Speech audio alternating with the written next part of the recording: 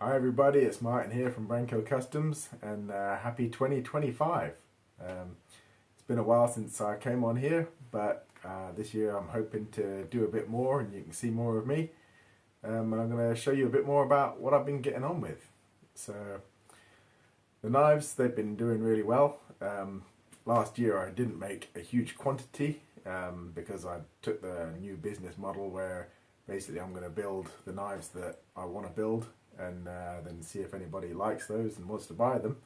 And that's worked out pretty well because I've got so many other things on the go besides the knife making. It means that I don't have any obligations for when I've got to have deadlines and things like that. And I can basically build, what I fancy at the time.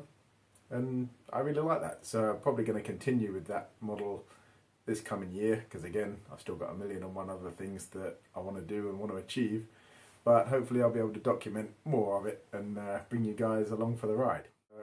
I've got a handful of knives that I've finished so far this year, which are about to go off, some onto the internet for sale and some already to their new owners.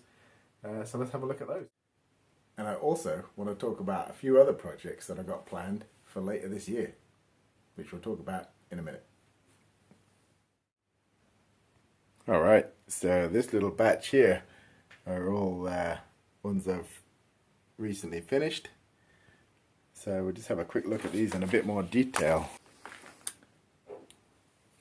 This one here, 90% finished. We've got nice G10 scales and Elmax blade.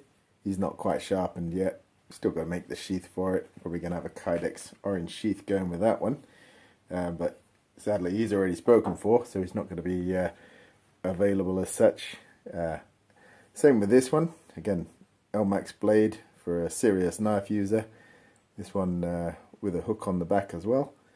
But we've got some really beautiful stabilized raffia poplar on this handle here. And again, I thought we'd do a couple of little sharpness tests just so you can see. Oh yeah. That's pretty nice, and again the hook on the back is nice and sharp as well. So that one's pretty cool.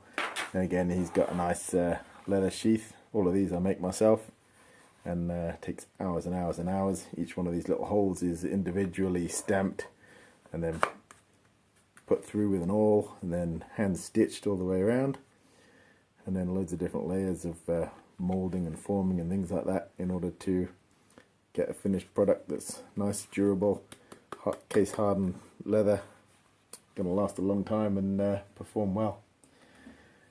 This next little beauty is very similar to one that I posted about in December, but someone saw that one and couldn't live without one of these, obviously, because he's been a really good long-term client of mine.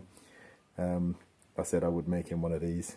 But again, it's a fun thing that I've not done a lot of, with the forged texturing on the flats of the blade here, which gives for a nice traditional look. And this one with Arizona Desert Ironwood scales and stainless steel pins and lanyard tube. And again with him, he's got another smaller version of the same sheath that I showed you before, but he's a real beautiful one. This next one here is one that I just made because I had it on the bench.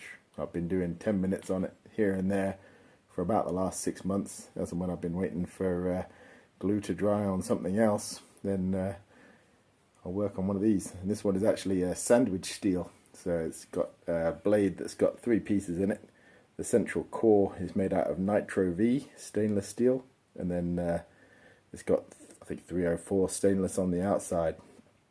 So that one again, really nice little knife, Nessmuk style, and the handle on here is like an acrylic, but it's got a carbon fiber texture inside it. It's a bit hard to see with my lighting here. It's not the best lighting in the world, but this gives a little idea. And then the sunlight, that really pops. And of course, stainless steel tubes and pins as well. And let's have a look at that. It's a great little knife, and again, a nice sheath.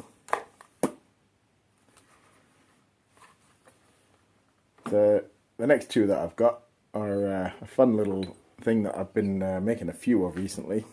And these two are both made from Elmex stainless steel, so really high quality steel, but they're quite a small little knife. And again, they're going to be really versatile, something people could just keep in a backpack or whatever, and have a high quality fixed blade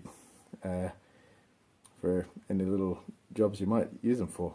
So again, nice lanyard holes on here, stabilized raffia poplar burl on this one, and nice forged, not forged, but molded leather sheath to go with it. That one's quite a bit thicker on the handle than this other one, which is much more slimline. Again, this is a brown version of the handle scales that we just saw on that black carbon effect one. So completely weather resistant. And this one I even took the liberty of putting a little bit of jimping on the top of the blade here for a little extra finger grip. Yeah, sorry for the colour of my hands, it's all leather dye. It doesn't come off once you get it on. There we go. So back to the projects that I've got in mind for later this year. And in no particular order, basically those are going to be building a forging press and a forge. So it's come to my mind anyway that I think a big part of knife making is got to be able to be forging and making your own Damascus steels, and that's certainly something that I think other people are interested in. So I want to give it a go. However, there's a bit of a barrier to entry into all of that, by means of which you need a minimum of a forge.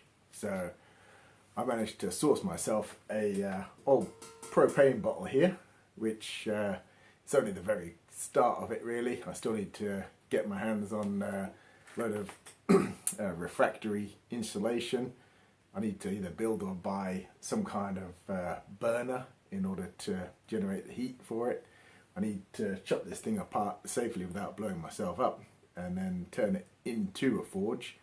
And then lastly, I also need somewhere to put that, because at the minute all the knife making I do is in the downstairs of our house, and realistically my ceilings are made of chipboard, and I don't really want to be setting fire to my house or making terrible smells that are going to emanate through the rest of the house. So it might start off that I build the forge first, and I can do a bit of forging on fine weather days when there's not too much of a fire risk. That's a thing here as well. And then, yeah, we'll take it from there. So, first of all, step one, at some stage, I'm going to get the bits together. I'm going to document building that.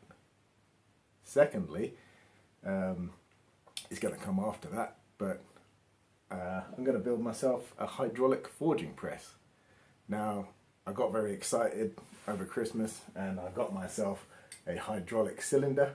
So, for anyone that's interested in hydraulics, this has got a 120mm diameter bore, so should be capable of more or less putting out about 20 tons of force, which, you know, is going to require a bit of a frame in order to contain all of that and squidge it into the hot steel. So I've got myself sourced a fair bit more of this I-beam and lots of other bits of scrap metal. Again, because I'm not made of money, I'm not just going to go out and spend £10,000 buying myself a hydraulic press.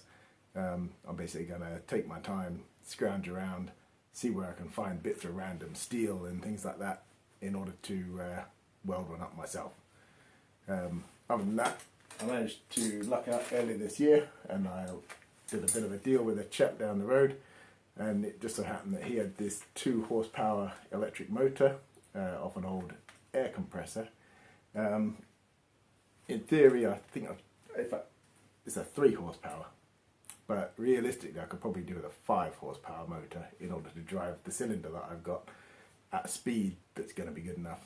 So I may start off trying it with this, but you know, I still have a long way to go. So this year it might be the case that I build the frame of the machine and get the cylinder in place and things like that, and then we'll have to see how it goes, because yet I still need to get myself a hydraulic pump and a reservoir tank and all the hoses that connect all that stuff together, and all of that's going to take a lot of time and spare cash and things like that. So bit by bit I'm going to put it together and again bring you guys along to see how I get on with that.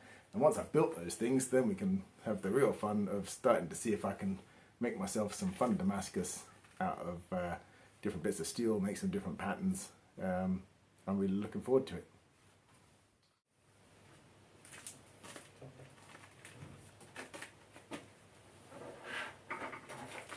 Oh my goodness, this thing is heavy.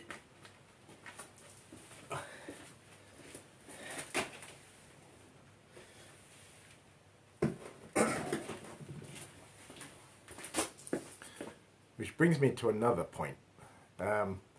When I build this hydraulic press, it's going to be so heavy that I'm not going to be able to move it. So when I do build it, I'm going to need to pretty much build it in place where I'm going to use it.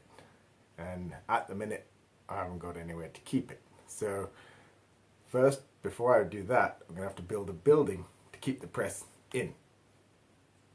I'll show you where I'm going to do that. So welcome to my garden on a nice rainy Portuguese January day, and I'll show you where I'm thinking about building this building where I can put the press, and that is in this old disused water tank.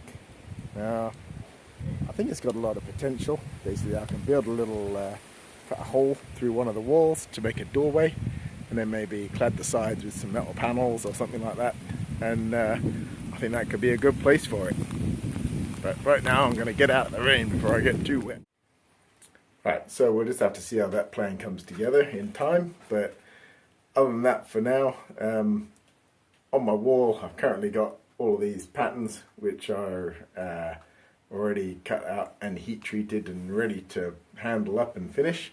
So at some stage over the coming months, when I get time in between other building projects that I've got going on, I'm going to get on to making these and post them up as they go, and I'll catch you later on.